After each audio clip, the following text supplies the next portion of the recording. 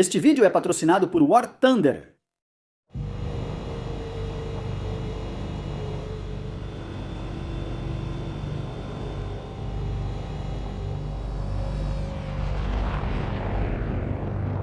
Olá a todos, aqui é o Showtime 112. Nos primeiros anos da independência da Índia, a Força Aérea da Índia dependia principalmente do Reino Unido para equipamentos. O primeiro jato da Índia foi o de Havilland Vampire. Mesmo antes da chegada dos mais avançados F-8 Meia Sabre ao Paquistão em 1956, a Índia já negociava a compra de Hawker Hunters e Canberras da English Electric. Apesar de manter a dependência da Índia de equipamentos britânicos, uma oferta foi feita nessas negociações, sinalizando grande mudança de rumo. Em 1955, os soviéticos ofereceram à Índia seu bombardeiro a jato Ilyushin Il-20 I-8, comparável ao Canberra. O primeiro-ministro britânico, Anthony Eden, ofereceu pessoalmente os Canberras com desconto e pressionou o governo indiano a manter a compra de equipamentos britânicos, deixando a oferta soviética de lado.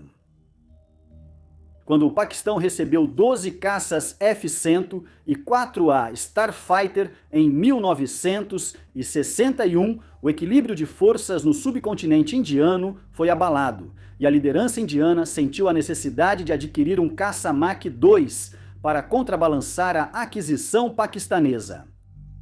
No mesmo ano, surgiram rumores de que os indianos estavam negociando a compra de MiG-19 soviéticos, mas isso logo foi negado com a explicação de que eles estavam apenas considerando a aquisição de motores soviéticos para equipar o HF-20 e 4 Maruti Nacional.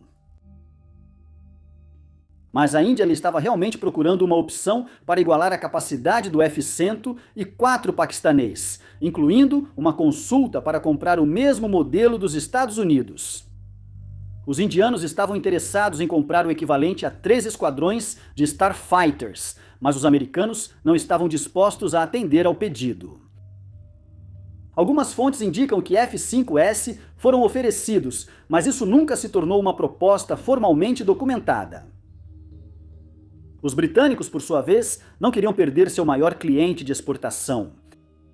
Eles ofereceram seu próprio interceptador Mach 2, o English Electric Lightning, que até então não havia sido exportado. Grandes descontos foram oferecidos, mas o desejo da Índia de criar sua indústria de aviação com produção local licenciada foi decisivo, pois os britânicos não aceitaram esse acordo. Isso deixou os soviéticos em posição favorável. War Thunder é o jogo de combate de veículos mais completo já feito e está disponível de graça para PC, consoles e dispositivos móveis. Não exige hardware caro, permite jogar com mouse e teclado e roda suavemente até em PCs simples graças à otimização avançada. War Thunder permite que você comande mais de 2.500 aviões helicópteros, tanques e navios de 10 grandes nações, desde biplanos dos anos 1920 até caças de quarta geração e modernos MBTs. A variedade de aeronaves de combate em War Thunder possibilitou muito do conteúdo que você vê no Showtime 112, inclusive este vídeo. Mergulhe nas batalhas intensas de War Thunder, com veículos detalhados, gráficos realistas e sons autênticos que colocam você no comando das máquinas de guerra mais poderosas. Se você prefere ação arcade acelerada, batalhas de simulação realistas ou algo entre os dois, você encontra tudo em War Thunder. Participe de uma comunidade global com mais de 95 milhões de jogadores em batalhas PVP épicas, o jogo ideal para fãs de história militar. Novos jogadores no PC e consoles, assim como aqueles que não jogam há mais de 6 meses, receberão um pacote de bônus enorme, que inclui vários veículos Premium, o decorador de veículo exclusivo Águia de Balor, 100 mil leões de prata e 7 dias de conta Premium. Já em 1961, enquanto as negociações para a compra de motores para os HF-20 e 4 Marutis estavam acontecendo, os soviéticos demonstraram as capacidades do seu novíssimo MiG-20 e um para uma equipe indiana. Os relatos dos oficiais indianos que retornaram foram cruciais para tornar o MiG-21 uma opção. Projetos soviéticos eram mais simples que os ocidentais, facilitando a fabricação em um país com pouca experiência na indústria de aviação. Um acordo com os soviéticos foi realmente alcançado em agosto de 1962, e ele abrangia 12 aeronaves e assistência soviética para estabelecer a produção licenciada do MiG-21 na Índia. Um grupo de 8 pilotos da Força Aérea Indiana chegou à URSS para fazer um curso de conversão de 5 meses. Todos eram pilotos de caça experientes e acharam que os instrutores e instalações soviéticas eram insatisfatórios. Eles receberam menos de 5 horas de voo cada um, embora as aulas teóricas fossem aparentemente boas. Os primeiros 6 MiG-21 F-13 chegaram à Índia em 28 de janeiro de 1963 para equipar o UNS, 28º Esquadrão em Chandigarh, Punjab. A unidade recebeu o nome de primeiros supersônicos. 2 dos MiG-21 indianos foram perdidos em uma colisão no ar durante um voo de treinamento em 21 de dezembro de 1963. Felizmente, ambos os pilotos, os líderes de esquadrão Malcolm Molly Wallen e Arun Mukherjee, conseguiram se ejetar com sucesso. Outros MiG-20 e um só chegaram em março de 1965 na forma de 6 MiG-21 PF. Quais são as principais diferenças entre essas duas variantes iniciais do MiG-21? O F-13 estava equipado apenas com uma mira de radar e suas principais armas eram 2 mísseis AR K-13 e um único canhão de 30 mm com apenas 60 munições. A variante PF possuía um radar de busca, mas não tinha canhões internos, dependendo apenas de mísseis AR. Projetos ocidentais contemporâneos também adotaram a ideia de que canhões não eram mais necessários, e os soviéticos não ficaram imunes a esse pensamento. Os indianos planejavam adquirir mais aeronaves em 1965, mas, quando estourou o conflito com o Paquistão, o Esquadrão 28 ainda estava na fase de testes, com entre 8 e 10 aeronaves operacionais. Agosto de 1965 marcou o início da Segunda Guerra Indo-Paquistanesa. Já cobrimos algumas das primeiras ações da guerra aérea nesse conflito, e você pode assistir a esses vídeos caso tenha perdido ou reassistir se esqueceu dos detalhes.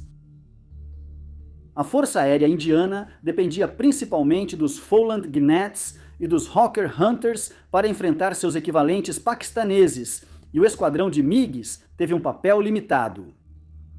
No início de setembro, à medida que o conflito se intensificava, os MiG-21 foram deslocados para Pathankot, em Adhampur, e suas principais tarefas eram patrulha aérea de combate e alertas de reação rápida.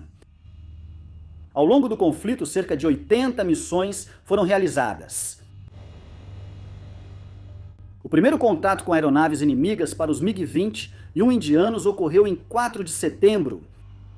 As forças terrestres indianas organizaram posições defensivas ao redor da cidade de Jurion, esperando um avanço paquistanês.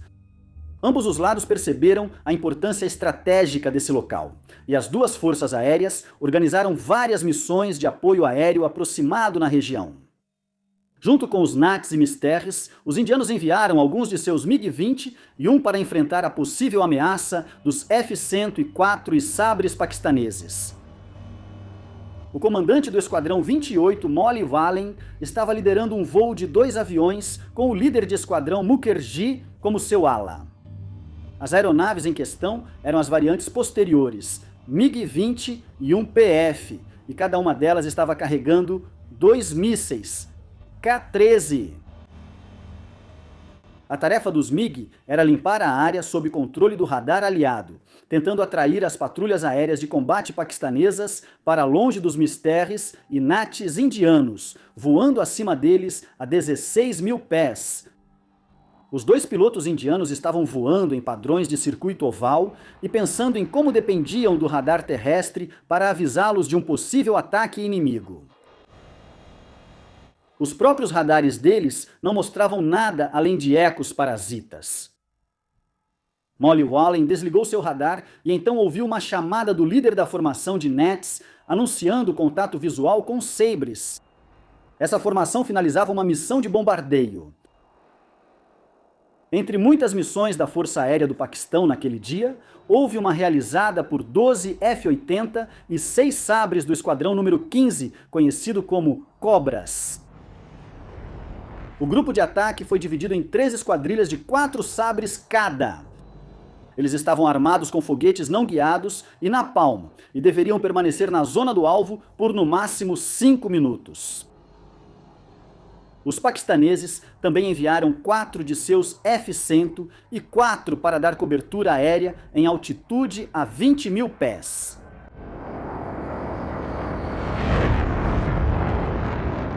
As 2 primeiras formações atacaram veículos indianos na estrada entre Aknur e Jorian e tiveram sucesso, destruindo vários deles.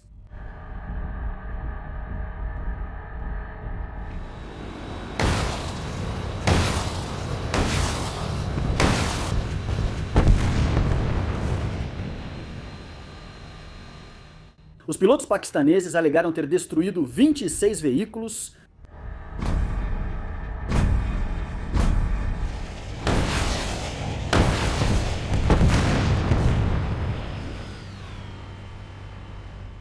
eles se retiraram da área e foram seguidos pela 3ª formação.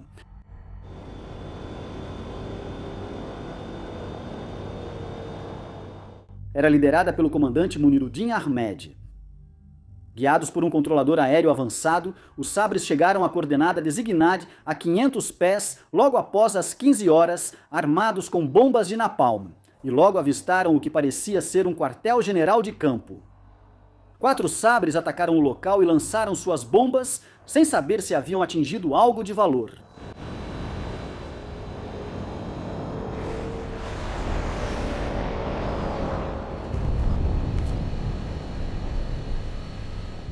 Enquanto isso, o líder do voo indiano de MiG, Molly Wallen, realizou um tonel lento, invertendo sua aeronave e tentando localizar os Nats e Sabres. Abaixo,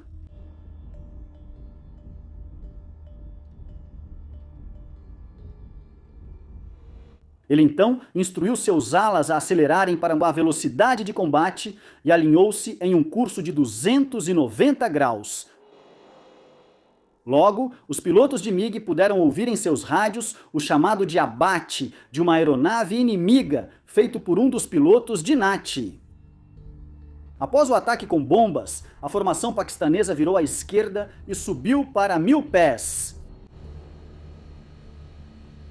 O número 4 não respondeu ao teste de rádio e o líder, o comandante Muniruddin Ahmed, começou a vasculhar o céu enquanto balançava seu caça para ter uma visão melhor.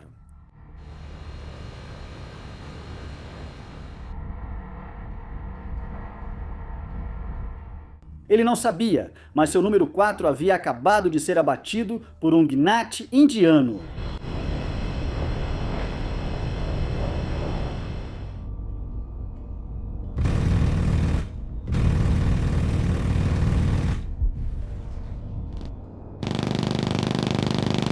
Outros Nats na formação tiveram travamento das metralhadoras, impedindo o ataque aos Sabres restantes. Os pilotos indianos recuaram, enquanto os Sabres restantes fugiam para casa. Isso deixou o campo livre para os 2 MiGs, que mergulhavam suavemente, tentando localizar os caças paquistaneses.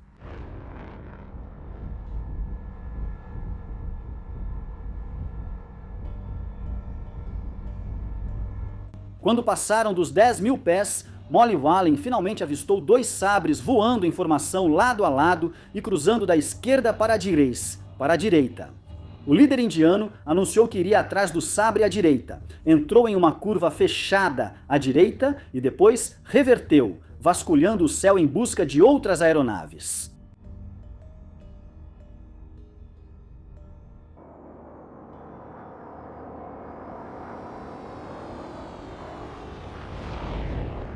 O piloto do MiG-2 perdeu o líder de vista na manobra de alta carga G.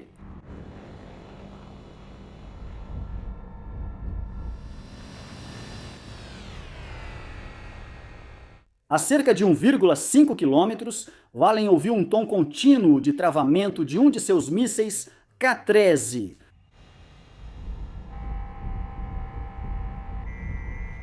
Ele disparou e observou enquanto o míssil inicialmente guiava bem, mas depois atingiu o solo muito antes de alcançar o alvo.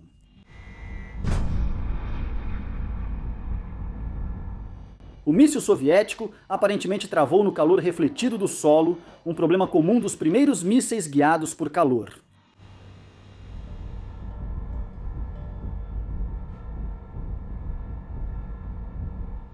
O MiG estava se aproximando do sabre e desceu para a mesma altitude, cerca de 90 metros. Walland travou novamente e lançou o segundo míssil de distância menor.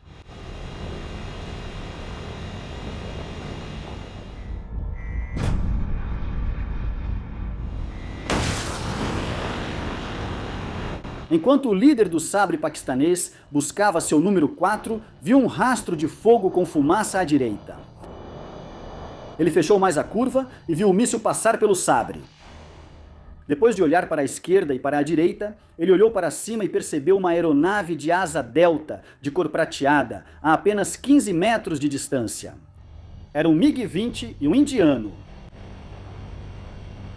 Sem canhões, em seu MiG-20 e um PF, o frustrado Molly Wallen decidiu impulsivamente colidir com seu oponente e novamente acionou o pós-combustor para diminuir a distância.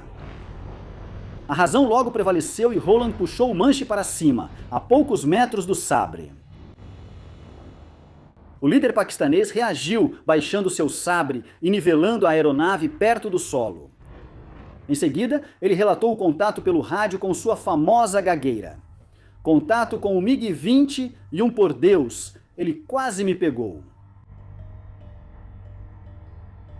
Os caças indianos tiveram só uma vitória nessa batalha, porém o resultado poderia ser pior para os pilotos paquistaneses se as armas indianas fossem mais confiáveis. Os nets tiveram emperramentos nos canhões e os mísseis do líder de esquadrão Valen erraram o alvo.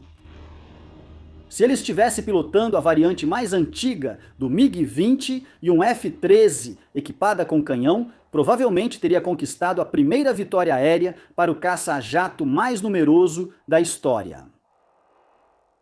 Fontes paquistanesas admitem ter perdido o sabre número 4 para os nets indianos, mas geralmente faltam descrições sobre o encontro próximo com um MiG-20 e um indiano. A obra de John Fricker, Battle for Pakistan, The Air War of 1965, afirma que não houve contato.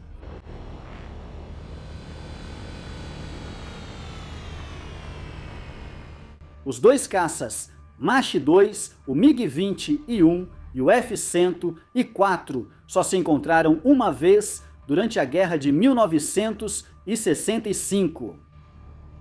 Dois MiGs indianos encontraram um único F-104 a oeste de Hawara. O tenente de voo Hakimullah, o piloto do F-104, estava prestes a atacar dois nats abaixo dele. Enquanto posicionava seu Starfighter para disparar um AIM-9B, o piloto paquistanês foi alertado sobre a aproximação dos MiGs. Ele olhou para cima e viu dois MiGs mergulhando em sua direção.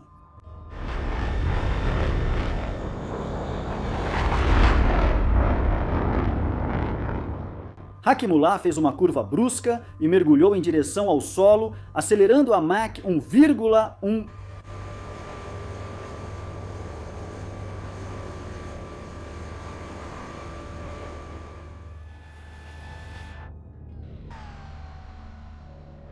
Os MiGs tentaram alcançá-lo, mas falharam e retornaram à base após chegarem à fronteira entre os dois países.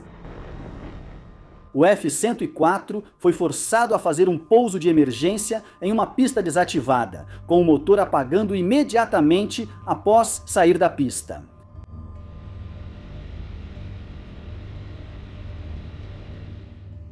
Os MiGs indianos, no entanto, sofreram perdas na guerra de 1965, mas apenas em solo. No dia 6 de setembro, a Força Aérea do Paquistão realizou o ataque à base aérea mais bem-sucedido de sua história, quando 8 sabres, liderados pelo líder de esquadrão Syed Sajjad Haider, atacaram a base aérea indiana em Pathankot. Fontes oficiais indianas confirmaram que 10 aeronaves foram destruídas em solo, incluindo 2 MiG-20 e um PF. Pilotos paquistaneses inicialmente disseram ter destruído 7 MiG-21, mas até o líder Haider admitiu em seu livro que houve erros da identificação. A maioria dessas alegações eram enganos. Ele confirmou os dados oficiais indianos de que 2 MiG-21 foram destruídos no ataque. O ataque foi detalhado em um vídeo exclusivo do Patreon neste canal, que você pode assistir ao se tornar membro do Patreon, mesmo por um mês. Outro MiG-20 e um foi destruído no solo em um ataque noturno realizado por um único B-57 paquistanês, cujo piloto era apelidado de Eight-Pass Charlie. Essa história deve ser detalhada em um próximo vídeo. Podemos concluir que o MiG-21 teve apenas um papel secundário no conflito de 1965. O único esquadrão de MiGs ainda não estava totalmente operacional, e eles dependiam apenas de um grande radar terrestre em Amritsar para orientação. Mesmo com uma chance de sucesso, armas pouco confiáveis impediram os pilotos indianos de MiG de vencer. Isso mudaria de forma muito significativa no conflito de 1971, e parte disso foi abordada em vários vídeos antigos no Showtime 112. Experimente o War Thunder grátis no PC, PlayStation, Xbox ou celular pelos meus links na descrição ou comentário fixado. Novos jogadores no PC e consoles, assim como aqueles que não jogam há mais de 6 meses, receberão um pacote de bônus enorme que inclui vários veículos premium, o decorador de veículo exclusivo Águia do Valor, 100 mil leões de prata e 7 dias de conta premium. Oferta disponível por tempo limitado. Obrigado pelo seu tempo e siga assistindo Showtime 112